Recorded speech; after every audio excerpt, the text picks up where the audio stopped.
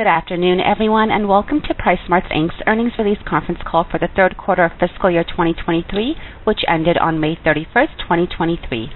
After remarks from our company's representatives, Robert Price, Interim Chief Executive Officer, and Michael McCleary, Chief Financial Officer, you will be given an opportunity to ask questions as time permits. As a reminder, this conference call is limited to 1 hour and is being recorded today, Tuesday, July 11th, 2023. A digital replay will be available following the conclusion of today's conference call through July 18th, 2023 by dialing 1-877-674-7070 for domestic callers or 1-416-764-8692 for international callers, and by entering the replay access code 780477#. For opening remarks, I would like to turn the call over to PriceSmart's Chief Financial Officer, Michael McCleary. Please go ahead, sir. Thank you, Operator, and welcome to PriceSmart Inc.'s earnings call for the third quarter of fiscal year 2023, which ended on May 31st, 2023. We will be discussing the information that we provided in our earnings press release and our 10-Q, which were both released yesterday afternoon, July 10th, 2023. Also in these remarks, we refer to non-GAAP financial measures. You can find a reconciliation of our non-GAAP measurement of adjusted earnings in our earnings press release and our 10-Q. These documents are available on our investor relations website at investors.pricesmart.com, where you can also sign up for email alerts. As a reminder, all statements made on this conference call, other than statements of historical fact, are forward-looking statements concerning the company's anticipated plans, revenues, and related matters. Forward-looking statements include, but are not limited to, statements containing the words expect, believe, plan, will, may, should, estimate, and some other expressions. All forward-looking statements are based on current expectations and assumptions as of today, July 11, 2023. These statements are subject to risks and uncertainties that could cause actual results to differ materially, including the risks detailed in the company's most recent annual report on Form 10-K, the quarterly report on Form 10-Q filed yesterday, and other filings with the SEC, which are accessible on the SEC's website at www.sec.gov. These risks may be updated from time to time. The company undertakes no obligation to update forward-looking statements made during this call. Now I will turn the call over to Robert Price, PriceSmart's Interim Chief Executive Officer. My sincere thanks and appreciation to our employees here in the United States and in our 12 countries and 1 U.S. territory for their amazing dedication and hard work. Congratulations for a job well done during the third quarter. Our Chief Financial Officer, Michael McCleary, will soon provide a detailed narrative for our third quarter results. In advance of his remarks, I would like to offer some comments. Our year-over-year increased sales performance was supported by significant strengthening of the Costa Rica currency, the colón, along with the strong opening of our new location in San Miguel, El Salvador, by improvements in buying and operations, and by growth in online sales. The third quarter results are definitely encouraging. However, I want to remind our investors that PriceSmart markets, the countries in which we operate, are impacted by challenging economic and political events outside of our control. After operating in the region for 26 years, we have the experience and skills required to successfully operate the club business in the region to U.S. standards, but we are often faced with country-specific events that result in risks to our financial results. We continue to address these risk factors with improved risk prevention systems, along with meeting with government officials as needed. One final comment relates to the announcement of the company's plan to repurchase stock. We believe that the decision to repurchase stock is in the best interest of our shareholders. We also want to assure our investors that our company's balance sheet and cash flow support both the stock repurchase and our plans to continue to grow PriceSmart. Now, Michael will continue with his presentation. Thank you, Robert. We had a strong third quarter with both revenues and net merchandise sales exceeding $1 billion. Net merchandise sales increased by 7.1% or 5.6% in constant currency. Comparable net merchandise sales increased by 5.8% or 4.3% in constant currency. For the 9 months ended May 31st, 2023, total net merchandise sales exceeded $3.2 billion and revenues reached almost $3.3 billion. Net merchandise sales increased by 8.7% or 9% in constant currency, and comparable net merchandise sales increased by 6.5% or 6.7% in constant currency for the 9-month period. By segment in Central America, where we had 28 clubs at quarter end, net merchandise sales increased 11.8% or 6.1% in constant currency, with an 11% increase in comparable net merchandise sales or 5.3% in constant currency. All of our markets in Central America had positive comparable net merchandise sales growth. Our Central American segment contributed approximately 650 basis points of positive impact to our total consolidated comparable net merchandise sales for the quarter. The Costa Rica colon appreciated significantly against the dollar as compared to the same 3-month period a year ago and was the primary contributor to the favorable currency fluctuations in this segment. In the Caribbean, where we had 14 clubs at quarter end, net merchandise sales increased 7.3% or 6.9% in constant currency, and comparable net merchandise sales increased 4.2% or 3.8% in constant currency. All of our markets in this segment had positive comparable net merchandise sales growth. Our Caribbean region contributed approximately 120 basis points of positive impact to total consolidated comparable net merchandise sales for the quarter.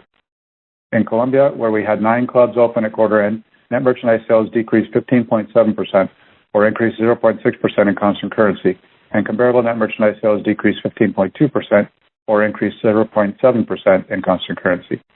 The comparable net merchandise sales decrease in Colombia, driven by the significant devaluation of the Colombian peso, contributed approximately 190 basis points of negative impact to total consolidated comparable net merchandise sales for the quarter.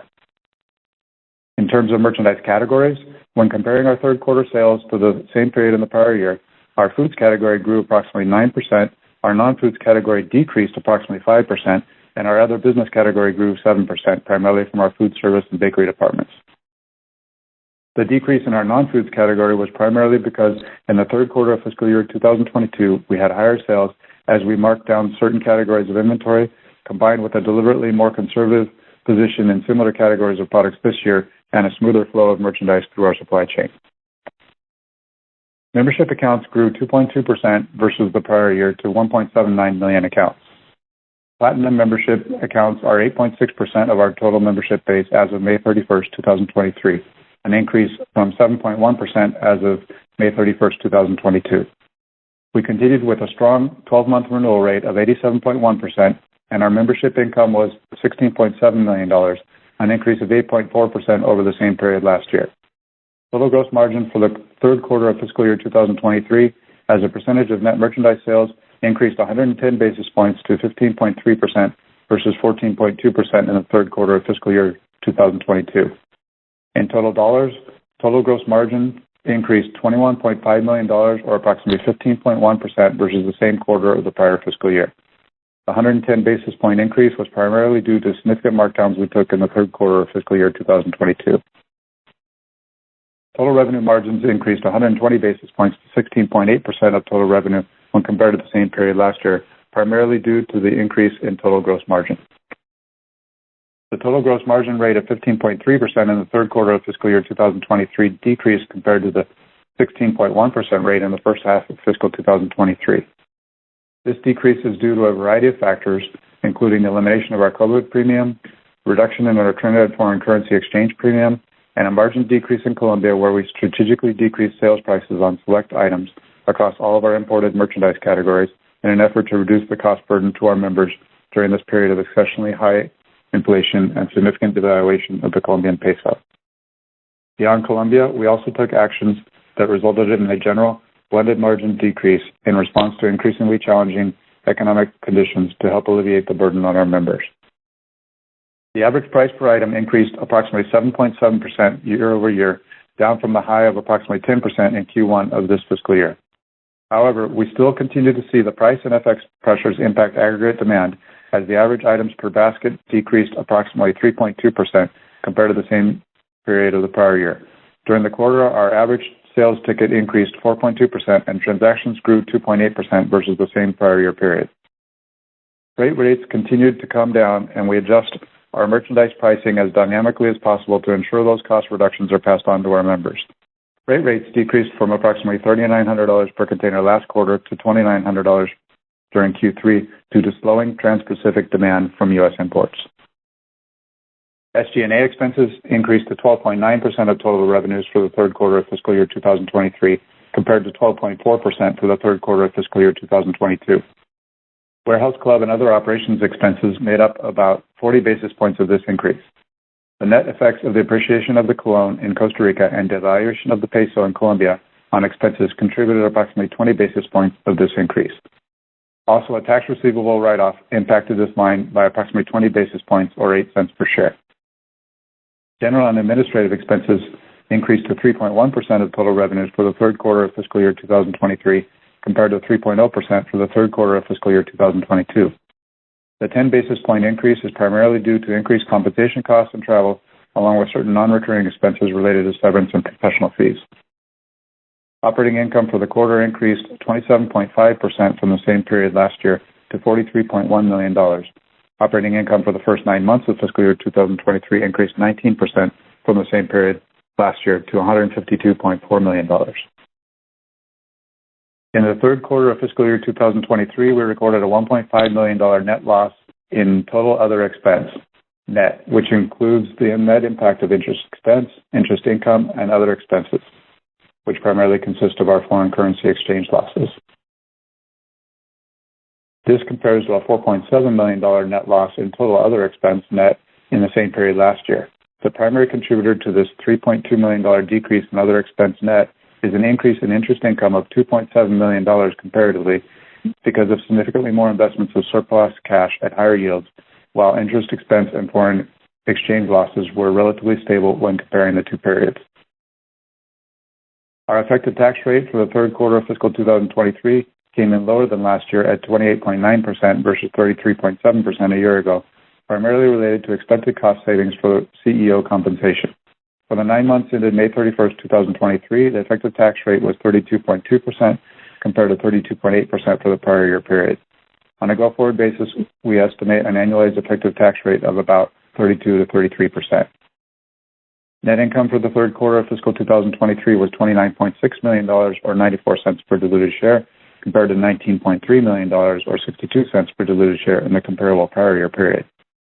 Net income for the first 9 months of fiscal 2023 was $93.8 million or $3.01 per diluted share, compared to $81.2 million or $2.63 per diluted share in the comparable prior year period. Adjusted net income for the third quarter of fiscal 2023 was $31.9 million or an adjusted $1.02 per diluted share. Adjusted EBITDA for the third quarter of fiscal year 2023 was $63.2 million. Adjusted net income for the first 9 months of fiscal year 2023 was $103.3 million or an adjusted $3.32 per diluted share, compared to adjusted net income of $79.8 million or an adjusted $2.58 per diluted share in the comparable prior year period. Adjusted EBITDA for the first 9 months of fiscal 2023 was $215.6 million compared to $178.3 million in the same period last year. Moving on to our strong balance sheet, we ended the quarter with cash, cash equivalents, and restricted cash totaling $236.4 million. From a cash flow perspective, net cash provided by operating activities totaled $184.7 million for the 9 months ended May 31st, 2023, compared to net cash provided by operating activities of $64.3 million for the same prior year period. Shifts in working capital generated from changes in our merchandise inventory and accounts payable positions for the 9 months ended May 31st, 2023, contributed $91.1 million of cash flow compared to the same prior year period. Average inventory per club decreased by approximately $0.5 million or 6%, and inventory days on hand decreased by approximately 4 days or 9% for the third quarter of fiscal year 2023 versus the same period in 2022. The primary driver of the decrease of inventory year over year is selling through much of our overstocked merchandise in our hardline segment that we took significant markdowns on in the prior year period. Net cash used in investing activities increased by $136.4 million for the 9 months ended May 31st, 2023, compared to the prior year, primarily as a result of the net increase in purchases of short-term investments, primarily in the U.S., compared to the same 9-month period a year ago. Net cash used by financing activities during the 9 months ended May 31st, 2023, increased by $24.4 million, primarily the result of a net decrease of proceeds from short-term borrowings compared to the same 9-month period a year ago. During the third quarter of fiscal year 2023, the Honduran Central Bank began limiting the availability and controlling the allocation of U.S. dollars for conversion from Honduran lempiras to U.S. dollars. As of May 31st, 2023, our Honduran subsidiary had approximately $15.9 million worth of cash and cash equivalents denominated in lempiras, which cannot be readily converted to U.S. dollars for general use within the company. We are actively working with our banking partners and government authorities to address this situation.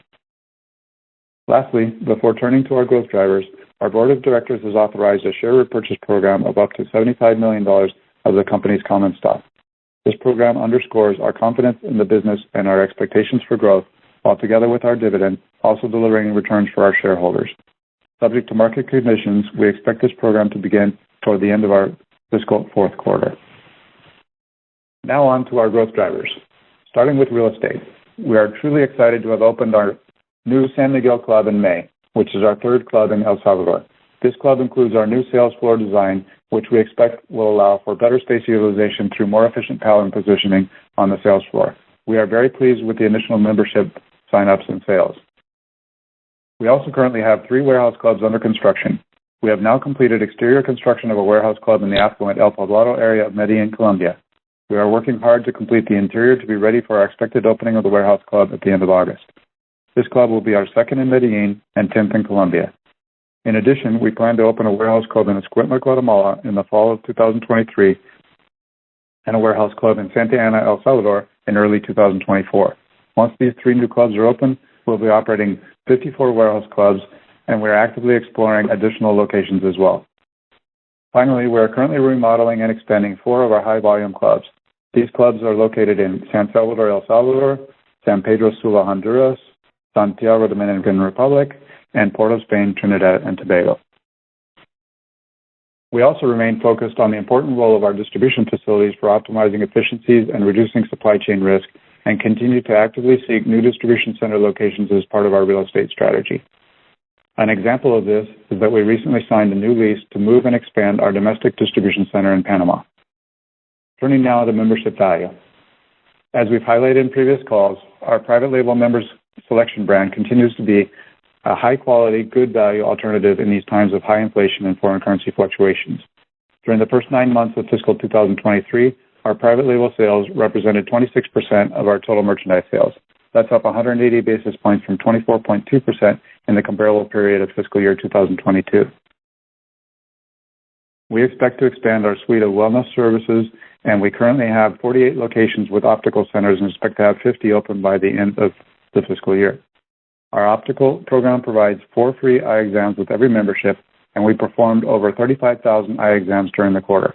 Optical is also an important social responsibility contributor to our local communities, and in partnership with Price Philanthropies' Aprender y Crecer Vision Program, eye exams are performed by PriceSmart optometrists, and Price Philanthropies purchases the glasses from our optical centers, and both the exam and glasses are given to children and their families free of charge. We have provided 40,000 screenings, 8,000 exams, and 7,000 eyeglasses to date through this program. We currently have pharmacy centers in all 8 of our warehouse clubs in Costa Rica and 2 warehouse clubs in Panama, and expect to open pharmacies in the remaining 5 clubs in Panama during fiscal year 2024. With respect to audiology centers, during the quarter we opened 10 new audiology centers, with 24 centers open at the end of May 2023. We expect to open an additional 8 centers in fiscal 2024. Our third growth driver is our omni-channel shopping options for our members, which reflects all sales in our digital channels, both in our app and on our desktop website. We currently utilize PriceSmart.com and our app and third-party last-mile delivery services to drive online sales. During the third quarter, total omni-channel sales increased 18% as a percentage of net merchandise sales versus the same period in the prior year, and represented 4.9% of total net merchandise sales, a record for the company. Total orders increased 29.4%, and the average transaction value increased 11.1% versus the prior year period. In May, PriceSmart was recognized by Uber Eats as the Business of the Year and Best Supermarket for the 2023 edition of the Delivering Excellence Award in Costa Rica. These 2 awards recognize our efforts and commitment to provide the best shopping experience and demonstrate our commitment of providing value to our members. As of May 31st, 2023, approximately 58.6% of our members had created an online profile with PriceSmart.com, and 15% of our total membership base has made a purchase on PriceSmart.com. We believe that there are significant growth opportunities in our digital channel, and we will continue to invest in this part of the business to provide an enhanced omnichannel experience and additional value to our members. It is also encouraging that 9.5% of our membership accounts are enrolled in our auto renewal option, which is up 150 basis points from 8% in the comparable prior year period, as this brings added predictability to our membership income. During the third quarter, we released our comprehensive environmental and social responsibility report for fiscal year 2022. The CSR report provides an overview of PriceSmart's commitment to employees, members, communities, and the planet. The report also describes our approach to integrating sustainability and social responsibility into our decision-making and operations. The full ESR report is available on our investor relations website at investors.pricesmart.com under the ESG tab. Environmental and social responsibility continues to be an important component of how we approach our business, and an important component of those efforts is our actions and practices that aim to responsibly use natural resources. For instance, we are currently operating 5 recycling centers, 3 in Honduras and 2 in Guatemala. On average, around 12,000 pounds of recycled material is being collected monthly in each location. You can find more information about PriceSmart's philanthropic and corporate social responsibility efforts on pricesmart.org. In regards to social well-being, we are proud to announce that PriceSmart has been included in Newsweek's list of top 100 most loved workplaces for 2023. This list recognizes companies that put respect, caring, and appreciation for their employees at the center of their business model, and in doing so have earned the loyalty and respect of the people who work for them. We have continued to strengthen our commitment to people first, and this achievement results from a joint effort of our leadership team together with every one of our employees. Looking forward a little into Q4, our comparable net merchandise sales for the 4 weeks ended July 2nd, 2023 were up 7.9%, or 4.8% in constant currency. The tailwind from the strength of the Costa Rica colon continues to offset the drag from the weakness in the Colombian peso. We've also seen significant improvement in the Colombian peso exchange rate with the U.S. dollar the past couple of months, especially in June, which has meant that Colombia FX has had less of a negative impact on U.S. dollar sales during the month. In closing, our people-first culture is what drives our efforts to succeed. We are continuously working on enhancing employee engagement and building a positive work environment and culture across all countries we operate in. This culture, combined with our commitment to the foundational 6 rights of merchandising, arms us with the tools and can-do attitude to deliver on the value we promise to our members and has resulted in another successful quarter. Thank you for joining our call today. I will now turn the call over to the operator to take your questions. Thank you. Ladies and gentlemen, we will now begin the question and answer session. Should you have a question, please press the star followed by the 1 on your touch-tone phone. You will hear a 3-tone prompt acknowledging your request. If you are using a speakerphone, please lift the handset before pressing any keys. First question comes from John Bratz at Kansas City Capital. Please go ahead. Morning, Robert. Michael. Morning, John. Michael, on the gross margins, obviously I knew that about the pricing actions that you were taking in Colombia, but you seem to have extended that throughout all your markets. And a couple questions. Number one, were those pricing actions in place for the full quarter? And I guess secondly, how long do you see these pricing actions actually remaining in place? Yeah, well, we kind of started that towards probably end of Q2, early Q3.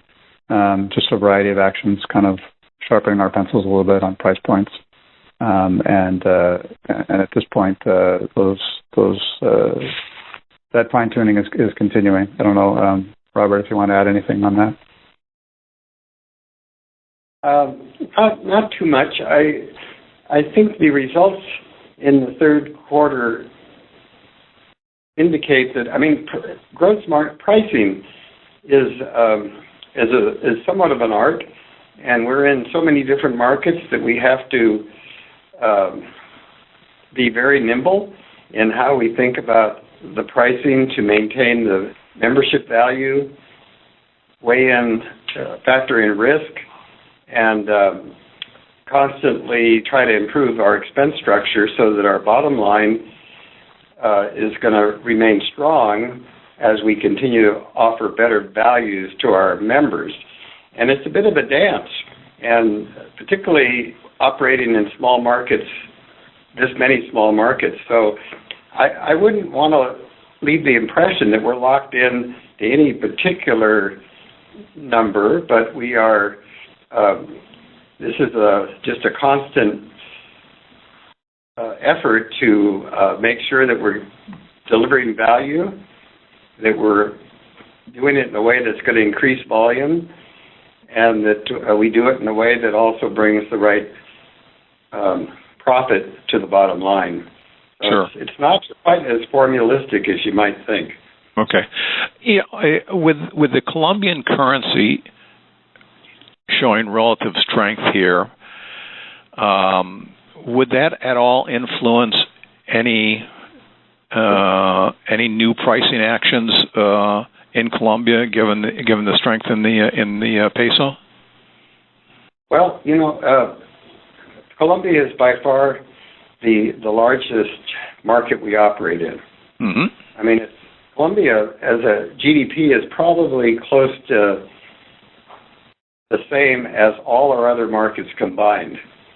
So for us to be able to continue to gain market share in Colombia is extremely important looking to the longer run.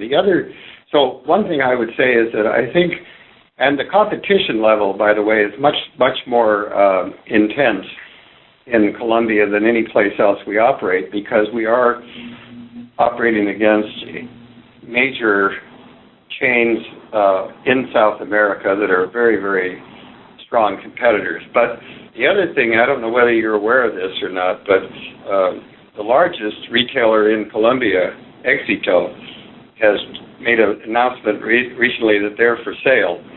And not that we're not interested, obviously, in that, but the reason that's relevant is because we think, given the strengthening of the peso and some disruption in terms of Éxito's situation, this is the time to really, and also with the opening of El Poblado, this is the time to really be aggressive about solidifying and growing our position in Colombia, because honestly, for our future at this time, the market that offers us the most expansion opportunity in terms of sales is Colombia.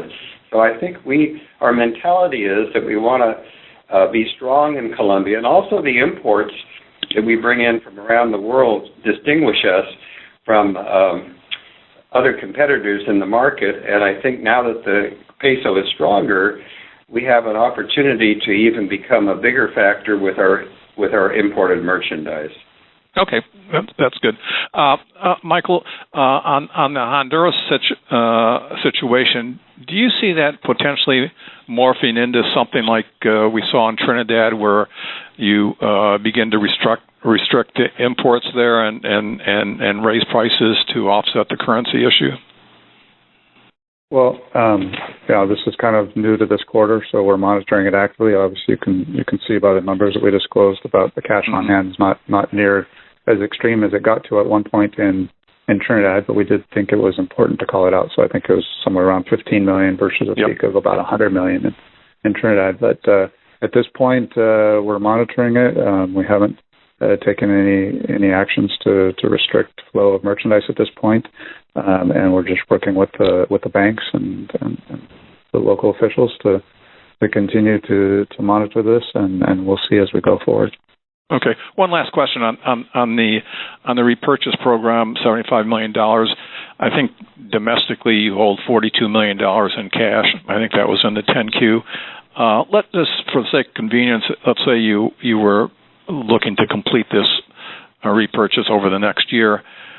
Would that mean you would most likely have to repatriate some money from your markets down south, or would you borrow money, or would there be enough domestic cash flow to, let's say, pay the dividend and make any capex spending and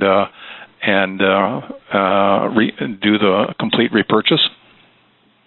let me put it this way: we're not expecting to enter into any debt or to fund the buyback and or any tax leakage from moving funds around between the countries, anything significant. So all right. I think we can fund it with existing cash flows.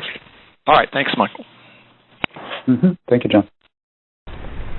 Thank you. Next question comes from Victor Cardenas at Scotiabank. Please go ahead. Congratulations on the result, Robert and Michael, and thank you for taking my question. I only have a question in regards to the repurchase program, and in particular with the just to understand a little bit about the rationale, and as opposed to using other alternatives like a special dividend and any other soft guidance regarding the timing and the size of the repurchases. I think that you mentioned that in Q4 the program may be starting to make the first repurchases, but looking into understanding the rationale as to for other alternatives and also some soft guidance on the sizes of the repurchases, if I may.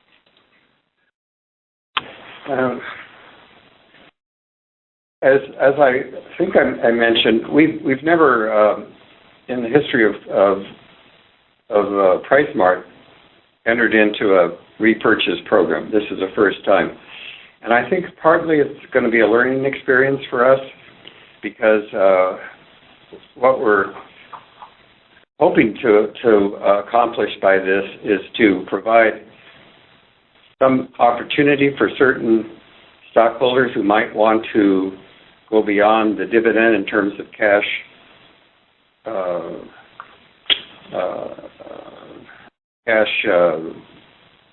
benefits and sell some of their stock. But the other thing in my mind is it is certainly a learning experience because we really don't know how this is going to work until it's out there. But the other thing is, we're a very thinly traded stock. And what's been the pattern is that we release earnings, and then when it's good, the stock jumps up for a few days. And then it goes back down, and then we're back in this kind of pattern where there isn't much going on. And I think that by having this stock repurchase program in place, I think we can provide a little more stability and put some kind of a little more, well, I guess it would be stability into the pricing of the stock because we are an unusual company. I mean, we don't trade very much. And we're not a U.S. company in terms that nobody can go in and actually see what we're doing unless you live in one of our countries. And so I think we're going to learn. I mean, we don't know what's going to happen. I think the most important thing, though, we have the cash to do this, number one. And number two is that looking beyond the repurchase, the real focus has to be on running this company well. And if we run the company well, we will have good results for the shareholders in terms of the stock price. And I think that's our bottom line, but we're in a learning phase really here, and I don't know how to predict exactly how this all plays out, but we will see. Thank you, Michael. Thank you, Robert. Is that it?